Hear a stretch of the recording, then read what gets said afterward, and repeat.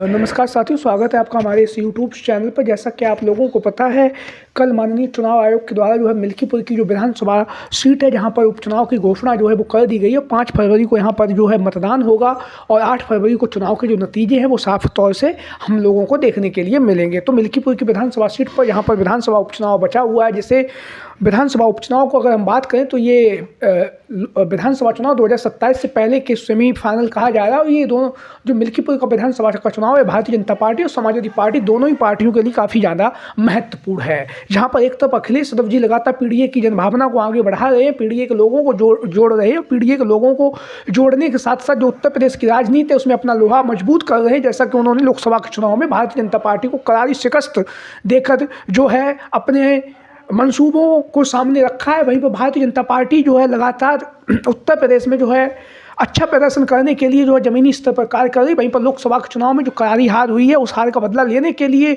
जो है मिल्कीपुर की विधानसभा सीट जो है भारतीय जनता पार्टी के लिए जीतना बहुत ही ज़्यादा आसान है।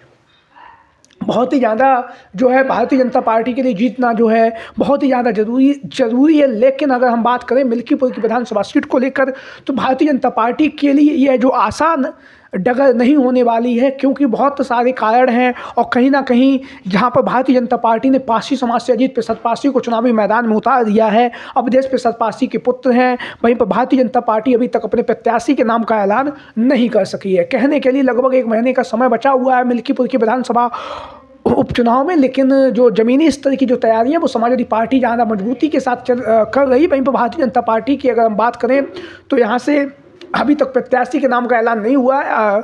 सूबे के मुखिया योगी आदित्यनाथ और भारतीय जनता पार्टी के तमाम मंत्री उप मुख्यमंत्री जो हैं वहाँ पर लगातार दौरे पे दौरा कर रहे हैं। तमाम दिग्गज नेता जो है भारतीय जनता पार्टी से टिकट की दावेदारी भी कर रहे हैं। तो आज हम बात करेंगे मिल्कीपुर की विधानसभा उपचुनाव से पहले जो है भारतीय जनता पार्टी में कहीं ना कहीं नई मुसीबतें सामने आ रही हैं। और वो जो मुसीबतें हैं वो हैं भारतीय जनता पार्टी के सहयोगी दल घटक दलों के द्वारा जो भारतीय जनता पार्टी की जो मुसीबतें हैं वो उत्तर प्रदेश में बढ़ा दी गई हैं।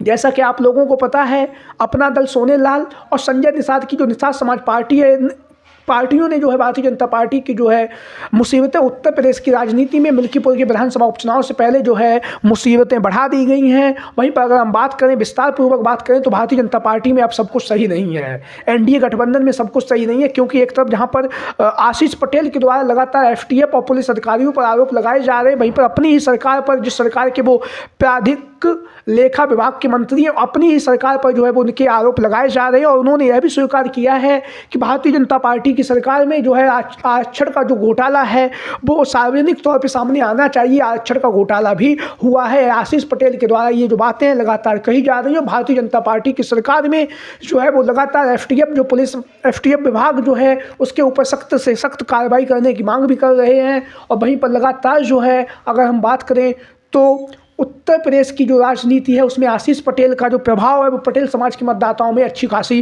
तादाद भी रखता है। तो आशीष पटेल के नाम की चर्चाएं जो है उत्तर प्रदेश की राजनीति में लगातार चर्चाओं का केंद्र बिंदु बनी हुई हैं, क्योंकि आशीष पटेल लगातार जो हैं अपनी ही सरकार के खिलाफ जो है अपना जो बिगुल है वो बजाए हुए हैं और लगातार भारतीय जनता पार्टी की नीतियों पर और सूबे में जो योगी आदित्यनाथ जी की जो सरकार है उस सरकार के मंसूबों पर लगातार जो है अपनी बातें रख रहे हैं। हालांकि अगर हम आपको बताते चलें, आशीष पटेल को जो है योगी आदित्यनाथ जी से मुलाकात भी उनकी हुई है और योगी आदित्यनाथ ने उनसे कहा है कि जो बयानबाजी है उनसे आप बचिए, किसी पर व्यक्तिगत रूप से हमला ना कीजिए। लेकिन लगातार जो है आशीष पटेल के द्वारा अपनी सरकार के ऊपर जो है अपनी सरकार के अधिकारियों के ऊपर जो है आरोप लगाए जा रहे हैं, जो कहीं ना कहीं भारतीय जनता पार्टी के लिए मुसीबतों का सबक बन सकते हैं। और मुसीबतों के लिए कहीं ना कहीं भारतीय जनता पार्टी जो है दिन प्रतिदिन जो है, जब से देश के गृह मंत्री अमित शाह के द्वारा बयान दिया गया है बाबा साहब भीमराव अंबेडकर को लेकर, तो तब से जो है भारतीय जनता पार्टी की जो मुसीबतें हैं वो लगातार बढ़ रही हैं। जहाँ पर लगातार जो है पिछड़ा समाज जो है,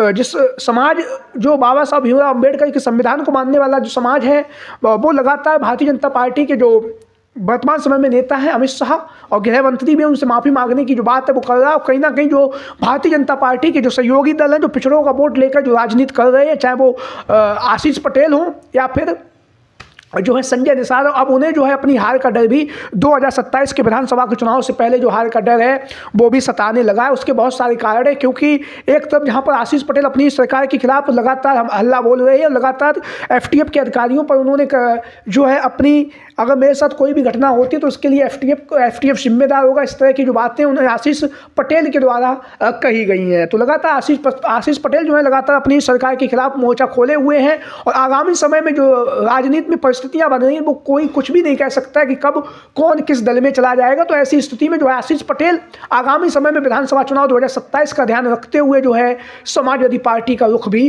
कर सकते हैं। अगला जो नाम है इसी कड़ी में अगला जो नाम है वो है संजय निषाद। निषाद समाज के बड़े नेता हैं। निषाद समाज पार्टी के वर्तमान समय में जो है राष्ट्रीय अध्यक्ष है और वहीं पर हम आपको बताते चले मत्स्य विभाग के उत्तर प्रदेश सरकार में मंत्री भी हैं। लेकिन जो है संजय निषाद का जो दर्द है, जो पीड़ा है, वो साफ तौर से हमें बहुत सारे मीडिया इंटरव्यूज में, न्यूज़ की खबरों में हमें लगातार देखने के लिए मिलती रही है। और जो अगर हम बात करें तो जो संजय निषाद हैं वो लगातार भारतीय जनता पार्टी पर हमला बोल रहे हैं। जहां पर उन्होंने भारतीय जनता पार्टी पर हमला बोला है और उन्होंने अभी हाल में ही कहा है कि जिस तरह से भारतीय जनता पार्टी में मछुआरा समाज का जो अपमान हुआ है उसका कहीं ना कहीं प्रभाव जो है विधानसभा चुनाव 2027 में भी हमें देखने के लिए मिलेगा। क्योंकि मछुआरा जो समाज है वो भारतीय जनता पार्टी से नाराज है और अगर भारतीय जनता पार्टी ने अभी अपने आप को समय रहते सही नहीं किया तो निश्चित तौर से जो है मछुआरा समाज भारतीय जनता पार्टी को वोट नहीं देगा।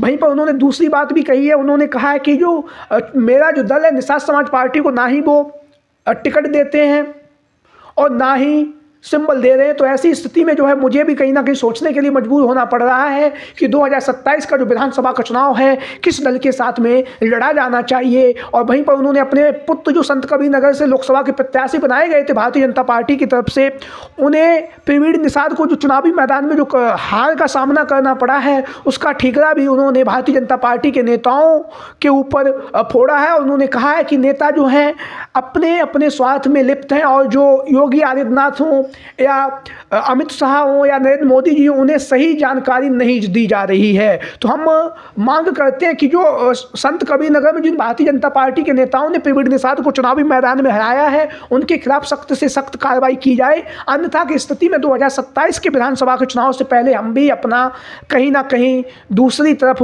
जाने का मन बनाएंगे। क्योंकि भारतीय जनता पार्टी जो है वो हमारे लिए अपने दरवाजे बंद कर रही है। तो संजय निषाद ने जो है आरोप जो है भारतीय जनता पार्टी के ऊपर लगाया है और जिस आरोप के बाद जो है लगातार उत्तर प्रदेश की राजनीतिक गलियारों में भारतीय जनता पार्टी की जो मुसीबतें हैं वो लगातार बढ़ रही हैं। और जहां पर भारतीय जनता पार्टी के पहले 2 विधायक चाहे नंद किशोर गुर्जर जी हों या योगेश वर्मा ने मुसीबतें बढ़ा रखी हैं। क्योंकि नंद किशोर गुर्जर के द्वारा अपनी ही सरकार पर जो है आरोप लगाए जा रहे हैं कि 50,000 गायें जो हैं प्रतिदिन कट रही हैं। ये आरोप उन्होंने लगाया। पुलिस प्रशासन का इसमें हाथ भी मिला हुआ है, ये बात भी उन्होंने कही है। वहीं पर योगेश वर्मा के ऊपर जिस तरह से थप्पड़ कांड हुआ था, लखीमपुर के विधायक हैं योगेश वर्मा, तो उन्होंने जो है सदन में से अपना दूरी कर लिया, विधानसभा से अपनी दूरी कर लिया। और उन्होंने कहा कि अगर भारतीय जनता पार्टी के जो नेता थे जिन्होंने मुझे थप्पड़ से मारा है उनके खिलाफ अगर कार्रवाई नहीं होगी तो निश्चित तौर से मैं भी जो है दूसरी जगह जा सकता हूं। क्योंकि चुनाव है 2027 में और अभी से ही उत्तर प्रदेश की जो सियासी भूचाल है वो आया हुआ और जहां पर 2 विधायक और वहीं पर अब 2 मंत्री, चाहे संजय निषाद हो या फिर आशीष पटेल हो, उनके द्वारा भी भारतीय जनता पार्टी के खिलाफ जो है मोर्चा खोल लिया गया है। तो आप लोगों की क्या राय है इन सभी संभावित घटनाओं को लेकर? जो आगामी समय में ये जो नेता है क्या समाजवादी पार्टी में नहीं जाना चाहिए या फिर विधानसभा चुनाव जो है समाजवादी पार्टी को अपने दम पर ही लड़ना चाहिए? आप लोगों की राय, आप लोगों के विचार कमेंट बॉक्स में। आज की वीडियो में इतना ही। जय हिंद, जय भारत।